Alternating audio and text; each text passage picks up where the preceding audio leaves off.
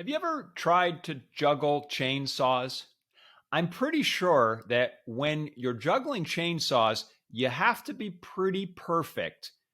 Everything else, not so much. Today, we're going to talk about when you need to be perfect and perfectionism.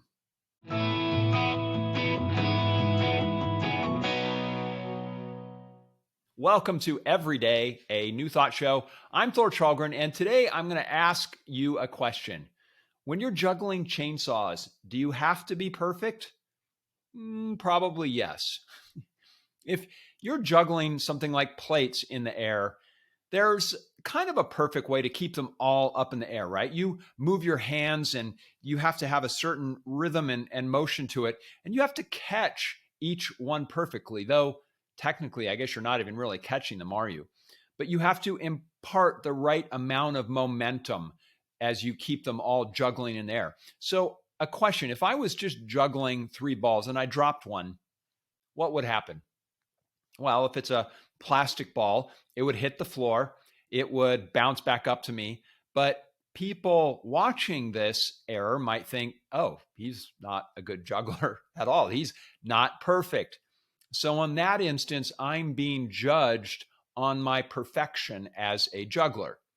Now, if the value of what I'm juggling is low, no worries. If I drop a plastic ball, that's fine.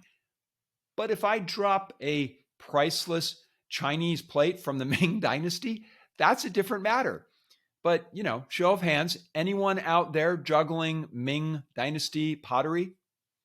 Yeah, me neither. So I can relax about being perfect when juggling because nothing that I drop in my imperfection is worth getting upset over. Most of us in our life, there's nothing that is that important that if you don't catch it exactly right, it's going to be a catastrophe. Now, what if I was, say, juggling chainsaws that were turned on? Okay, so in that instance, I would probably want to be perfect. It might be hard to shake someone's hand after that if I'm an imperfect chainsaw juggler.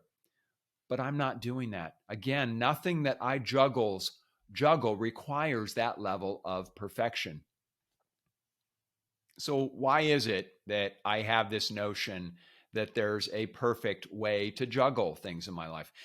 To be honest, the reason I probably have this belief is because I haven't examined it before. I just assumed that everything in my life was Ming Dynasty pottery or chainsaws, and I had to be perfect. Because if I wasn't, the audience watching me would be disappointed in my supposed imperfection. Well, guess what, Thor?